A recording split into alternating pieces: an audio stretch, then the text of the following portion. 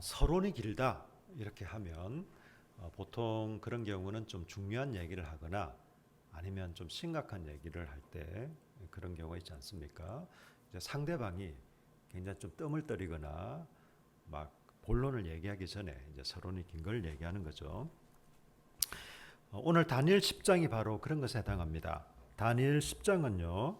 다니엘 11장에 등장하는 환상, 이게 이제 마지막 환상이거든요. 다니엘이 직접 본 환상은 네 가지인데 다니엘 11장이 네 번째 마지막 환상입니다. 이 마지막 환상의 서론 부분이 오늘 읽은 다니엘 10장입니다. 그래서 서론에 있는 환상이라는 것은 그만큼 중요하고, 물론 이제 네 가지 환상이 다 중요하지만 특별히 더 중요하고 좀 핵심적이다라는 것을 우리가 알 수 있겠죠. 그러면 다니엘 11장에는 어떤 환상인가요? 우리가 10장 1절에 보니까 그 힌트를 알 수 있습니다. 바사왕 고레스 제3년에 쭉 나오면서 그 일이 참되니 곧 큰 전쟁에 관한 것이다. 다니엘 11장의 환상은 큰 전쟁에 관한 환상이라는 것을 알 수 있고, 이 큰 전쟁에 관한 환상의 서론이 이 10장의 내용입니다.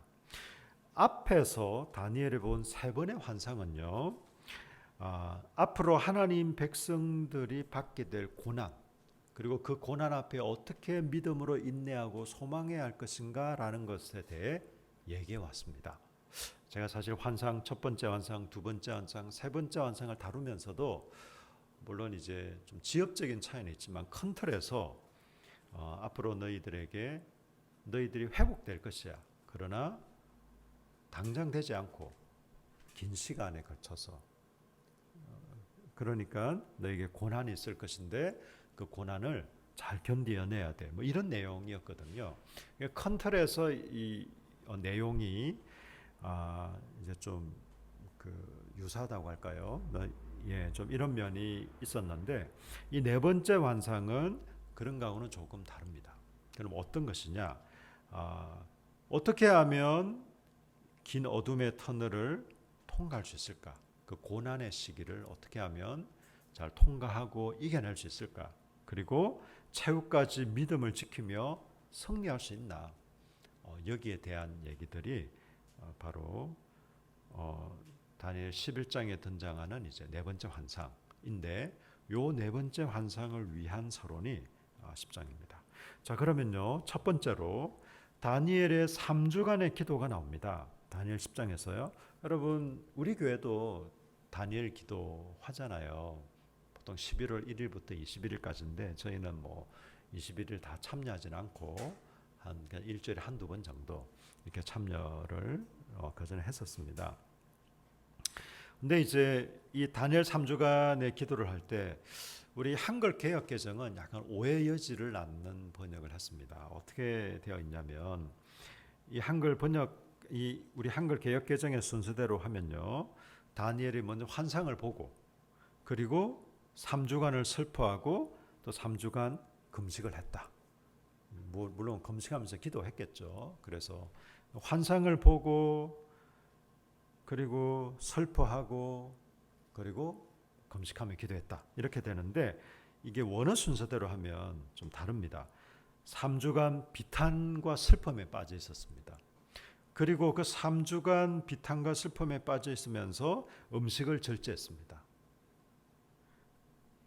그 결과 하나님은 환상을 보여주셨습니다.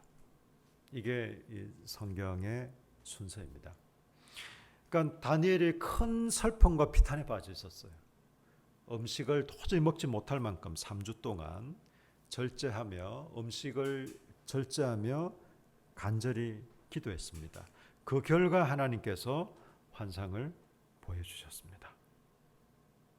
자, 그러면 여러분, 두 번째로 왜 다니엘은 이 비탄에 빠졌을까요? 비탄에 빠진 이유가 뭘까요? 그것은 바로 다니엘 10장 1절에 그 힌트가 있습니다. 바사왕 고레스 제3년의 한 일이 벨드사살이라 이름하는 다니엘에게 나타났는데, 이렇게 얘기하고 있습니다. 여러분, 바사왕 처음에는 이제 메데 바사라고 얘기했잖아요. 메데 바사 연합국이었다가 나중에 페르시아 제국으로 이제 완전히 통일되는데요. 이 고레스가 이 메데 바사 왕국의 통일한 왕입니다. 근데 이 고레스 제3년이라는 것은요. 고레스가 언제 그러면 바벨론을 멸망시키고 이 메데 바사 왕국을 통합했냐면요. BC 539년이었습니다. BC 539년이었는데 3년이 지나면 언젠가요? BC 536년이 되겠죠. 그럼 이 BC 536년은 어떤 해일까요? 고레스가 칙령을 발표했습니다. 어떤 칙령을 발표했을까요? 포로 귀환하라는 칙령을 발표했습니다. 이 고레스가 칙령을 발표했기 때문에 그 바벨론과 또 이제 메데 바사 왕국에 속해 그 포로로 잡혀가 있던 이스라엘 백성들이 이제 이스라엘로 그리고 예루살렘으로 다시 돌아올 수가 있었습니다. 여러분 참 재밌는 것은요. 그럼 고레스는 왜 그랬을까요? 하나님을 사랑하기 때문에 아니면 하나님의 백성인 이 유다 백성들을 불쌍히 여겼기 때문에 아닙니다. 사실 이 세상에 많은 일들이 이렇게 되는 것 같아요. 그래서 우리는 그것을 하나님의 섭리라고 고백하기도 합니다. 사실 고레스는 정치적인 이유 때문에 이것을 허용했습니다. 왜냐하면 고레스는요, 제가 지난번에도 말씀드렸다시피 바벨론 제국은 86년 동안 지속되었는데 그 바벨론 성은 망할 것 같지 않은, 결코 함락될 것 같지 않은 성이었어요.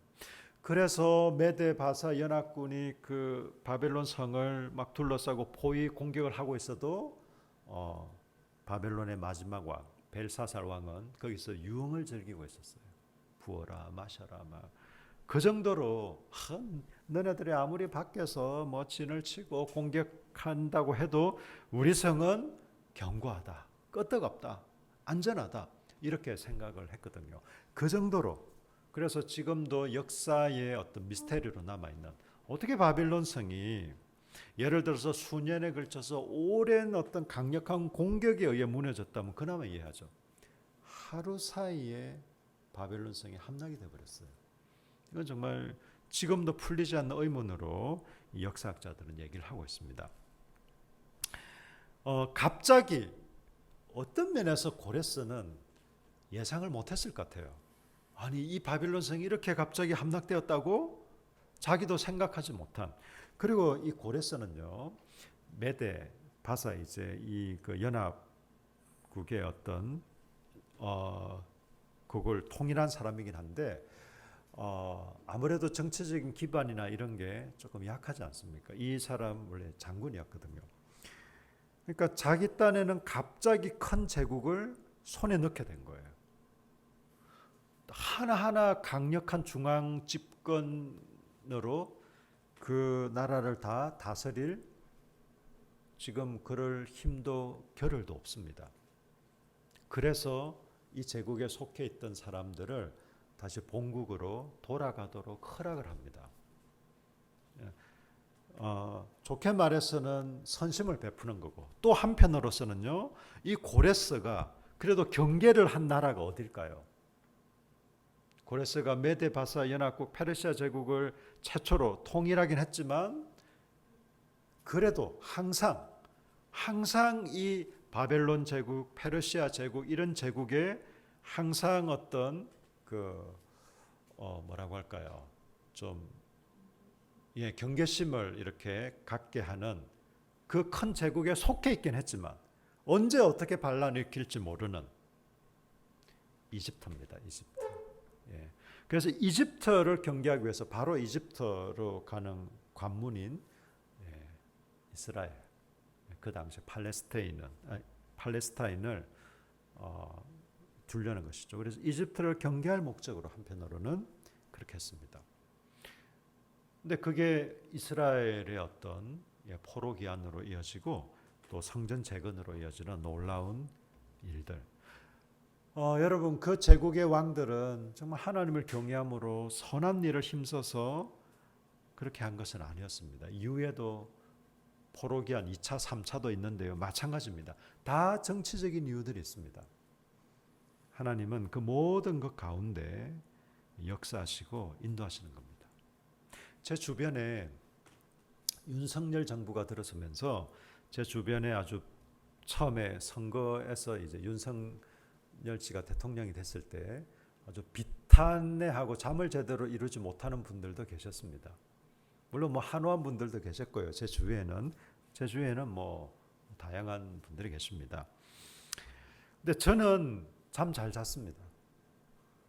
잠 잘 잤고 그렇다고 제가 뭐 글쎄요 뭐 어떤 특정인을 제가 지지하거나 뭐 하지도 않을 뿐더러 또 그런 얘기를 공적인 자리에서 얘기하는 건 바람직하지 않기 때문에 저 굳이 하지는 않겠지만 어쨌든 저는 굳이 큰 영향은 받지 않았습니다. 왜냐하면 제가 원한 결과든 아니든 그런 걸 떠나서 저는 그 모든 것도 하나님의 한편으로 섭리 안에 있다고 믿기 때문에 그렇습니다. 예수님이 계셨던 그 당시 로마 제국이 정말 하나님 나라였을까요? 아니면 하나님을 경외하는 제국이었을까요? 아니면 어떤 선하고 또 바람직하고 민주적이고 선량한 제국이었을까요? 그렇지 않습니다. 그럼에도 불구하고 예수님은 그 로마 제국을 막 칭송한 건 아니지만 그 당시에 로마 제국을 적극적으로 대적하면서 어떤 반란이나 혁명을 꾀하진 않았습니다. 여러분 BC 539년에 이 고레스는 자신의 정치적인 이유와 그 상황 때문에 포로 기한을 허락합니다. 그리고 그리고 나서 이스라엘 백성들이 뭘 했을까요? 포로에서 귀환하고 나서 성전을 재건하기 시작했죠. 당연한 거 아니겠습니까? 이스라엘 백성들이 여러분 그 당시에 바벨론에 그리고 페르시아 제국에 살던 사람들이요 70년이 됐어요. 여러분 어떤 사람이 이민을 가서 70년이 지났으면요 벌써 2세대, 3세대가 된 거예요. 거기서 나름대로 뿌리를 내리고 정착하고 살고 있는 겁니다. 근데 그 사람들이 훨씬 열악한 거의 예루살렘은 폐허가 되었다고 해도 과언이 아니에요. 폐허가 된 것 같은 그곳에 그 사람들이 돌아왔습니다. 여러분 1차 포로로 잡혀갔을 때요 주로 왕족과 귀족들이 잡혀갔어요. 2차로 끌려갔을 때는요 주로 기술자들이 끌려갔습니다. 그러면 예루살렘에 남아있는 사람들은 어떤 사람들일까요? 정말 아주 일반적이고 평범하고 좀 우리가 그냥 흔히 하는 표현으로 무지랭이들이 주로 남아 있었습니다. 그러니 황폐화된, 왜냐하면 바벨론 제국에 의해서 성전은 파괴되고 그 도시 자체가 이스라엘 자체가 아주 그냥 폐허가 된 그런 상황에서 제대로 어떤 살 수 있는 공간이나 여건 이런 상황이 되었을까요? 그렇지 않습니다. 그러면 여러분 지배계급이고 상류계층인 그 사람들이 나름대로 바벨론에서도 어느 정도 여러분 뭐 사회적인 위치도 그렇고 경제적으로도 괜찮았을 거라고 봐요. 왜냐하면 다니엘만 봐도 그렇잖아요. 다니엘만 봐도 여러분 바벨론 제국부터 페르시아 제국이 이르기까지 거의 왕 다음에 권세를 누리고 있었고 에스더를 보세요. 물론 모든 사람이 그런 건 아니지만 유대인들도 어느 정도 포로로 잡혀갔지만 어느 정도 좀 인정받는 부분도 있었습니다. 그런데 그런 걸 다 버리고 더 살기 좋은 도시나 장소 같으면 이해가 되죠. 하지만 더 열악한 이제 다시 시작해야 되는 강남에 고급 아파트와 강남의 빌딩을 소유하고 있는데 그걸 다 버리고 훨씬 더 열악한 지금으로 치면 동남아시아라든지 그런 곳으로 가야 된다. 누가 가겠습니까? 어떤 사람이 갈까요? 글쎄요. 선교사님도 그게 소유권은 남겨두지 않을까요? 네. 그 사람들은 정말 믿음의 결단으로 간 거예요. 실제로 그래서 포로 귀환한 사람들은요. 대략 한 10분의 1 정도 된다고 해요. 10분의 1. 그 사람들은 믿음의 결단으로 간 거예요. 많은 부분을 포기하고 대가를 지불하면서 왔습니다. 그래서 한 일이 뭘까요? 당연히 성전 재건이죠.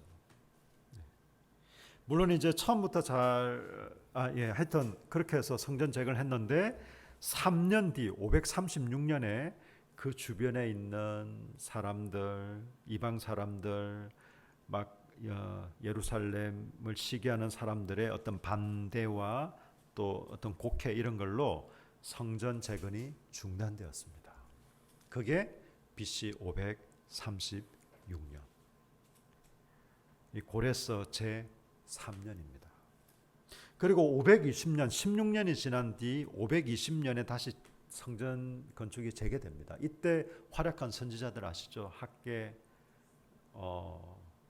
서가랴, 이런 선지자들이 막 나무를 해서라도 성전을 지어라. 너네 집은 지금 잘 짓고 있으면서 왜 성전 재건을 지금 멈추고 있느냐, 막 강력하게 선포하기도 하고. 그래서 BC 516년, 20년 뒤인, 중단되고 20년 뒤인 BC 516년에 스룹바벨 성전이라고 합니다. 혹은 제2성전이라고 하는 이 성전이 완공이 됩니다.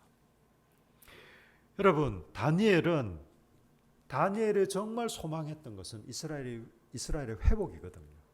그것을 소망하고 기뻐하고 그랬는데 이 성전 재건이 중단된 거예요. 그래서 다니엘은 깊은 큰 슬픔과 비탄에 빠졌습니다.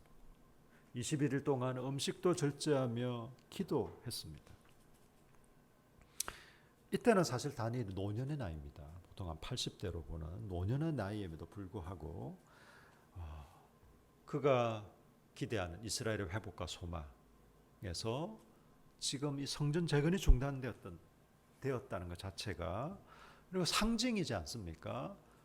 성전이 재건되었다는 것은 하나님의 집이 재건되었다는 것이고, 그것은 곧 하나님이 그 가운데 함께 하신다는, 이스라엘의 잃어버린 영광이 다시금 돌아오고 이스라엘이 다시금 회복된다는 가장 큰 상징적인 사건이 바로 성전이 다시 지어지는 거였거든요. 그래서 다니엘은 슬퍼할 수밖에 없었습니다. 이때에 하나님께서 천사를 통해 다니엘에게 환상을 보여주셨습니다. 놀랍지 않습니까? 그렇죠. 뭐 여러분 일 아니니까 그죠? 별로 놀랍지도 않네요. 근데 여러분 이 다니엘의 반응을 보세요. 8절, 우리 8절을 한번 읽어보겠습니다. 같이 읽습니다. 시작. 그러므로 나만 홀로 있어서 이 환상을 볼 때에 내 몸에 힘이 빠졌고 나의 아름다운 빛이 변하여 썩은 듯하였고 나의 힘이 다 없어졌으나, 한마디로 위로와 격려와 힘을 주는 환상이 아니다라는 거예요. 힘이 빠지고요, 얼굴빛이 그냥 썩은 빛으로 되고 죽겠다 이 말입니다. 여러분 16절과 17절에 보니까요, 인자 같은 이가 있어 내 입술을 만진지라 내가 곧 입을 열어 내 앞에 있는 자에게 말하 이르되 내 주여 이 환상으로 말미암아 근심이 내게 더함으로 내가 힘이 없어졌나이다. 내 몸에 힘이 없어졌고 호흡이 남지 아니하였사오니. 얼마나 이 환상이, 여러분 다니엘이 성전 재건이 중단되었을 때 비통한 마음으로 슬픔 가운데 금식하며 기도하고 울부짖었는데, 그 결과 보여준 환상은 오히려 다니엘의 힘을 빼고 얼굴빛이 그냥 쭈그러지게 만들고 그냥 소망이 끊어지게 하는, 이상하지 않습니까? 근데 여러분 이 환상의 내용은 사실 그렇게 유쾌한 건 아닙니다. 그건 이제 11장에 가서 제가 또 잘 말씀드리겠습니다. 환상의 내용 자체가 유쾌하진 않습니다. 큰 전쟁에 관한 건데, 하나님이 한 번에 그냥 예수 그리스도께서 사단의 머리를 깨부셔듯이 한 번에 그냥 팍 썰어버리는 이런 전쟁은 아니거든요. 그렇다고 우리 하나님 나라 백성들이 사단에게 먹히고 세상에 어떤 패배하는 그런 전쟁은 아니에요. 이 정도까지 궁금증을 드린 채 제가 다음 주에 그걸 말씀드릴게요. 어쨌든 이 환상의 내용은 그렇게 유쾌한 건 아니다. 사실 유쾌하지 않다기보다는 다니엘의 기대에 미치지 못한다라는 표현이 좀 더 정확할 거예요. 다니엘은 기대했거든요. 성전 재건이 중단되었네요. 이스라엘의 영광이 다시 임하고 회복된다면서요, 하나님. 이게 뭡니까? 그럼 다시금 성전이 다시금 지어지고 이스라엘의 잃어버렸던 영광이 다시금 돌아오고 이스라엘의 영적인 회복이 부흥이 임한다고요? 이런 것을 기대했거든요, 다니엘은. 여러분, 다니엘의 기도가 잘못된 건 아닙니다. 나쁜 건 아니에요. 자기 개인의 부귀영화를 기대한 건 아니었잖아요. 정말 이스라엘이 하나님의 나라와 하나님의 백성이 새롭게 되고 회복되기를 기대하는, 마치 우리가 많은 사람들이 예수를 믿고 하나님의 자녀가 되어서 믿음으로 이 땅을 정말 복되게 살기를 바라는 것은 그건 여러분 너무 당연한 거 아니겠습니까? 그런데 다니엘의 기대와는 다른 내용의 환상이 주어졌다는 것이죠. 자, 여러분 여기 17절에 보시면요. 18절에 보시면요. 또 사람의 모양 같은 것 하나가 나를 만지며. 여러분, 사람의 모양 같은 것, 이걸 여러분 구약 성경이나 특히 신약 성경 예수님이 주로 쓰셨는데 뭐라고 쓰셨죠? 예수님이 가장 자신에 대해서 예수님은 자신에 대해서 이 표현 하나밖에 안 썼어요. 예수님 스스로 쓰신 표현은 이 표현 하나밖에 없습니다. 인자입니다. 사람의 모양 같은 것, 인자. 인자는 이건 우리 그냥 사투리고요. 인자 사람의 아들이란 말이잖아요. 근데 사실 인자는 그냥 사람의 아들이 아니라 하나님의 아들로서 사람의 모양을 입고 온 하나님의 아들이라 이런 뜻이거든요. 사람의 모양 같은 하나가 나를 만지며 나를 강건하게 하며 이렇게 말하고 있습니다. 여러분, 그리고 그 앞에서는요. 5절을 보십시오. 5절을 보니까 그때에 내가 눈을 들어 바라본 적 한 사람이, 이때의 장 똑같습니다. 사람의 모양 인자 한 사람이 세마포 옷을 입었고 허리에는 우바스 순금띠를 띠었더라. 세마포는 누가 입습니까? 세마포는요, 제사장이 입죠. 그리고 우바스 순금띠는요, 왕의 허리띠입니다. 그러니까 제사장이자 왕인 존재 누굴까요? 물론 이제 성경학자들은 천사일 수도 있고 성자 예수님일 수도 있다고 하는데 뭐 둘 다 가능합니다. 여기서 직접적으로 묘사하지는 않으니까. 근데 저는 예수 그리스도일 가능성이 좀 더 낮다고 봅니다. 왜냐하면 사람 같으니, 인자, 이런 표현들이 결국은 예수 그리스도로 연결되기 때문이고, 또 제사장이면서 왕일 수 있는 예수 그리스도 외에는 사실 없거든요. 뭐 어쨌든 그런 분이 18절에 보십시오. 또 사람의 모양 같은 건 하나가 나를 만지며 나를 강건하게 하여 이르되, 19절에 큰 은총을 받은 사람이여, 이 다니엘을 말하는 거예요.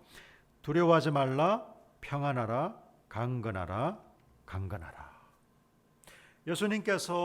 예수 그리스도께서 다니엘에게 이렇게 말씀하십니다. 뭐라고 말씀하십니까? 두려워하지 말아라, 평안해라, 강건해라, 강건해라. 사실 이 강건하라, 강건하라는 말은 똑같은 단어입니다. 똑같은 단어인데 이게 영어 성경에는 이렇게 되어 있어요. Be strong and courage. 강해라, 강하고 용기를 가져라.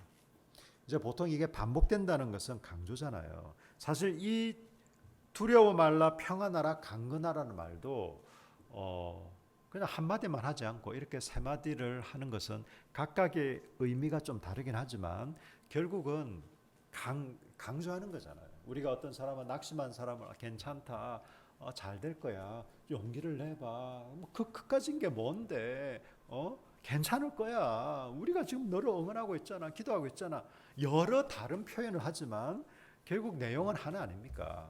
쫄지 말고 힘내라, 뭐 이런 거 아닙니까? 그런 것처럼 지금 이 인자가 하는 말이 두려워하지 말아라, 평안해라, 강건해라. 강건하고 또 강건해라. 좀 용기를 내라, 힘내라. 한마디로 그렇게 말하고 있습니다. 누구에게요? 다니엘에게. 왜요? 다니엘은 환상은 보았어요. 보았는데 오매기주고 내가 기대하는 환상은 아니네. 이게 뭐지?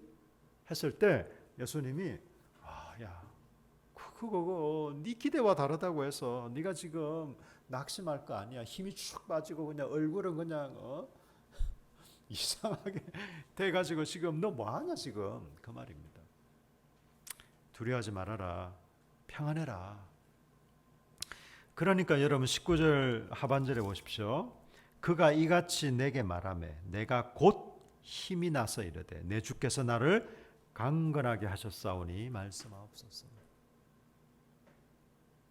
여러분 하나님의 음성을 들었을 때요 우리에게 힘이 납니다. 그분의 말씀을 들을 때 우리 영혼이 소생합니다. 여러분 그렇지 않습니까? 인자의 이 말씀을 들은 다니엘은요 곧 힘이 나기 시작합니다. 강건해졌습니다. 여러분 사실 사람이 우리의 언어를 통해서 우리의 말을 통해서 다른 사람을 힘들게도 할 수 있고 굉장히 격려할 수도 있잖아요. 저는 정말 말의 힘이 크다고 생각해요. 그런데 우리 사람의 어떤 격려는 한계가 있습니다.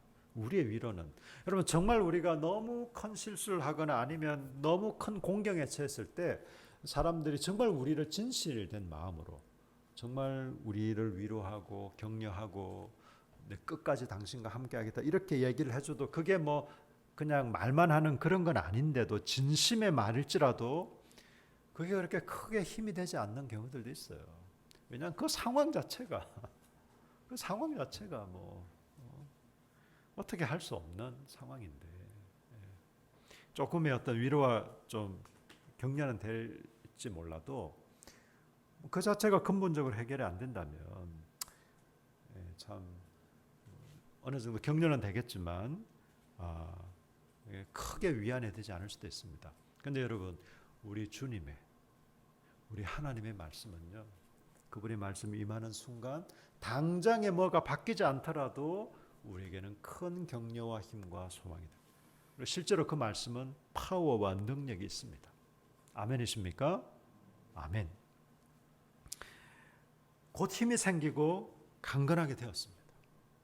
여러분 저는 우리가 예배를 통해서 저는 예배 시간에 뭐 제가 설교를 뭐 어떻게 하고 이런 게 문제가 아니라 하나님께 드리는 이 시간, 하나님을 만나는 이 시간을 통해서 또 하나님께서 저를 통해 저와 여러분에게 선포하시는 이 말씀을 통해 우리는 다시금 새 힘을 얻고 다시금 소생하고 다시금 힘과 용기를 얻는 줄로 믿습니다. 저는 이게 당연하다고 생각해요. 사실 이렇지 못하다면 문제겠죠. 저한테도 문제가 있을 것이고 여러분에게도 문제가 있을 것이고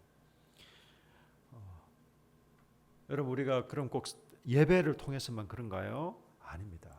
우리가 평소 갖는 하나님께 나아가는 기도의 시간 또 말씀 묵상이나 또 성경을 읽으면서 말씀을 대하면서 저는 오늘 아침에도 제가 묵상하면서 제가 일부러 주일은 묵상 본문을 안 올렸거든요. 막 교회 오기도 바쁜데 괜히 막 부담이 될까봐. 근데 제가 가만히 생각해 보니까 올리는 것 자체가 뭐 나쁠까 싶어서 저도 이제 올리고 저도 주일날은 묵상을 못할 때도 종종 있었습니다. 그냥 아침에 와서 뭐 예배 준비하고 뭐 이런 것 때문에.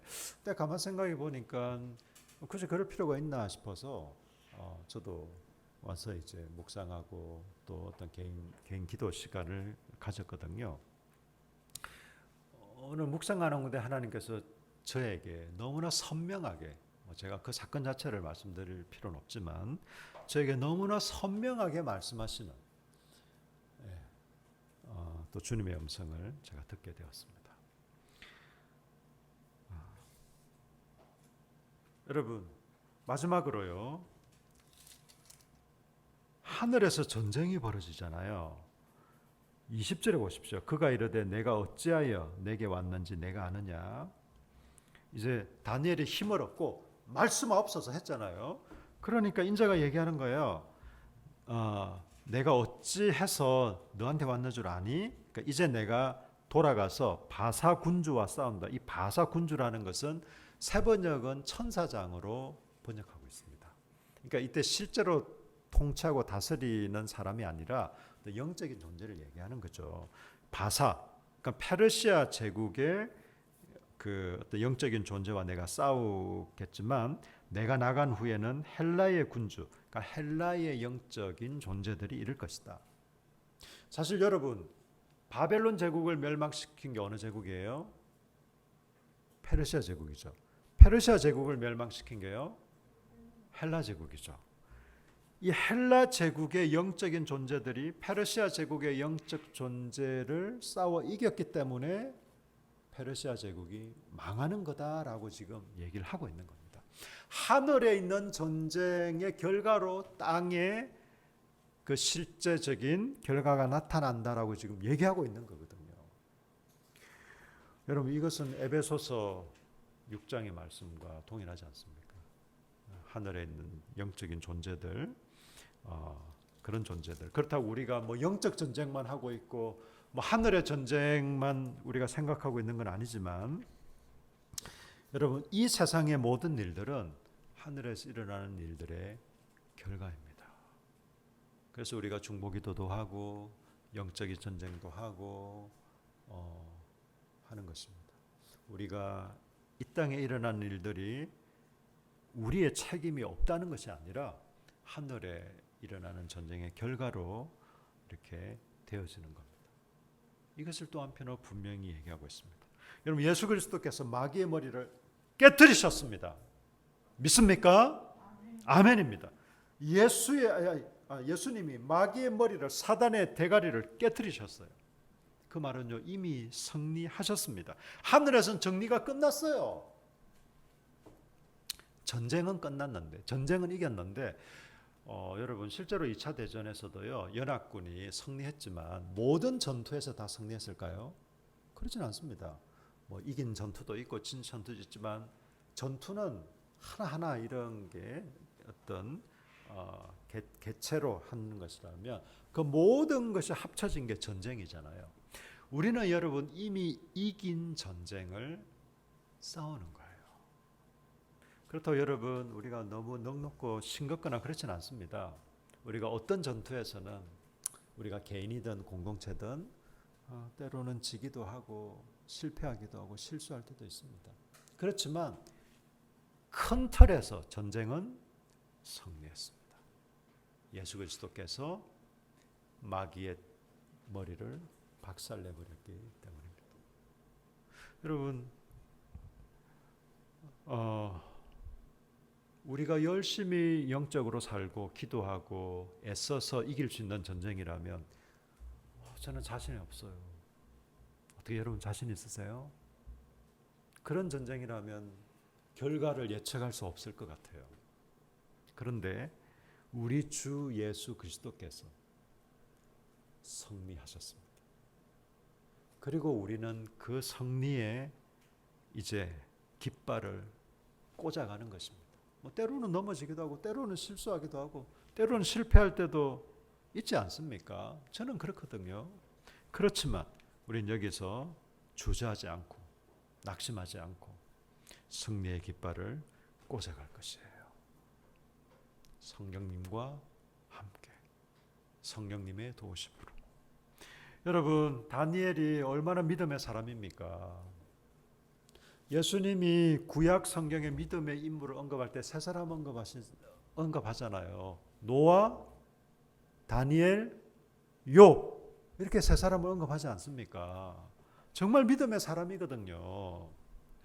청소년 시기에 포로로 끌려가서 믿음으로 평생을 살고 있고, 지금도 자기가 누구한테 뭐 억울한 얘기 듣고 있다, 내지는 뭐 땅값이 내려갔다, 이것 때문에 슬퍼하는 게 아니라 이스라엘의 회복, 성전 재건이 지금 멈춰진 것 때문에 21일 동안 먹지도 못할 만큼, 내가 일부러 그냥 금식해야겠다 결심한 게 아니라 도저히 이 음식을 입에 대지 못하는 이런 사람도 힘이 쭉 빠지고 얼굴은 그냥 이상하게 그냥 변하고 낙심하고, 이런 사람에게 인자가 예수 그리스도가 말씀하시니까 다시금 힘이 생겼습니다. 여러분, 하나님은 우리에게 힘 주시는 분이에요. 예수님의 말씀은 우리에게 힘과 소망을 줍니다. 물론 예수님의 말씀을 듣고 우리가 회개할 때도 있고 우리를 돌이켜야 할 때도 있고, 왜냐하면 진리의 말씀은 죄인인 우리에게는 이렇게 우리의 죄와 허물을 깨닫기도 하시고 다시금 돌이키기도 하시지만, 그 모든 것을 포함해서 예수님의 말씀은 우리에게 힘과 소망을 주는 거예요. 여러분, 의사가 고름, 환부를 도려내는 것도 궁극적으로 그 사람의 몸을 건강하게 하는 거잖아요. 예수님의 말씀은 그런 것입니다. 우리에게 힘과 소망을 주는 것이에요. 성령께서 우리에게 힘 주십니다. 우리 용기를 가지고 이미 승리한 이 싸움을 싸워 가십시다. 깃발을 꽂아 가십시다. 아멘이십니까? 아멘. 우리 함께 기도할까요? 하나님, 우리가 믿음의 선한 싸움을 싸우고 이 땅을 믿음으로 살아갑니다. 때로는 우리 앞에 놓여 있는 현실이, 우리의 삶이 고달프기도 하고 막막하기도 하고, 때로는 또 죄의 유혹에 또 우리가 넘어지기도 합니다. 그렇지만 다시금 우리 주님을 의지하고, 우리가 돌이켜야 될 거 있다면 돌이키고, 다시금 새롭게 해야 할 거 있다면 새롭게 하고, 주님을 더 힘써 의지해야 될 거 있다면 의지해서 우리가 믿음의 선한 싸움을, 이미 예수 그리스도께서 승리한 이 믿음의 선한 싸움을 힘써 싸워갈 수 있도록, 또 이 승리를 우리가 만끽할 수 있도록 우리 다 같이 통성으로 다 같이 기도하시겠습니다. 오 주님, 감사합니다. 고맙습니다. 예수 그리스도께서 승리하셨습니다. 오 주님, 주님이 승리하셨습니다. 저희도 우리 예수 그리스도